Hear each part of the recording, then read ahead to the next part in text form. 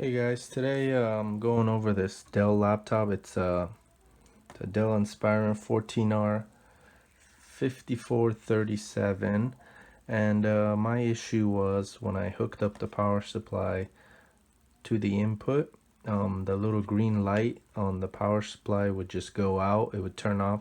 So I'm guessing it's just short circuiting, so which means that no power was being supplied to the motherboard. And also I tried power cycling by holding the power button, and I took off the battery, did the whole like have the power supply in, power cycle, holding down the button. Did not work. There's this battery, you can take this out, but this would completely erase everything on the BIOS and whatnot. So none of these lights right here would turn on, which led me to believe that the motherboard was bad. So what I did was I just ordered a new one. This is the old one. Of course, with the new one, you're gonna need to reattach the CPU cooler, CPU fan.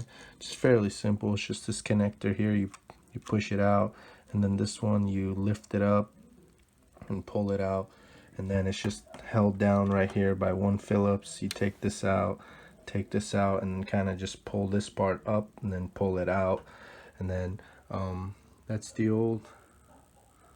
It's the old one. Obviously on the new one you need to apply new thermal compound. I got a few here from my old PC build, some Max, some Arctic Silver 5, and some Cooler Master. This is honestly one of the best thermal compounds, Arctic Silver 5. So I applied some of that. Make sure I cleaned the copper piping that goes over the CPU, and then it's just 3 screws that hold it down. And I also dusted off the vent right here, make sure it's nice and clean. But yeah, as far as taking this apart, putting it in, it's fairly simple. The keyboard's just, you take off all the screws from the bottom, and then the keyboard, on top of the keyboard there's little grooves that you can stick a flathead. Once you get it up, then you just kind of like just stick the flathead across, and then the whole top part comes off, and then you just slide it out. And then you just want to make sure for this connector right here when you take it apart, and then you also just can stick a flathead and then just take the whole top portion of it off. That gets you to this motherboard, which is really simple. But this video is mainly just telling you guys that if you get the whole power outlet issue thing where the light goes out and whatnot, it's just a bad motherboard. I even tried desoldering this old input and putting a new one which connects right here. It didn't do the work. It didn't do it. So just your best option is just switching out the motherboard. You could pay the technician at Dell. They're gonna charge you like $200-300, which on a Black Friday you can get a brand new laptop with that. I just bought this motherboard used. It's the old one was an i5. This is an i3, but with 8 gigs of RAM, it's still fairly simple. It'll do the job. In the future, I'll just add a solid state drive, and it'll run pretty well.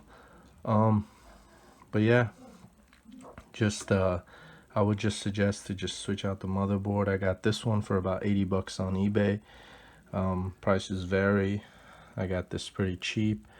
You can get the dual core or the i7, but yeah, I'm gonna put it together now and let's see how it works. So I've now fully reassembled the laptop. See, that's the old motherboard, and as you can see, now it boots on. Hope this helps you guys, and this has been the only thing that I've found that's been useful and resolved my issue as far as having my laptop up and running again.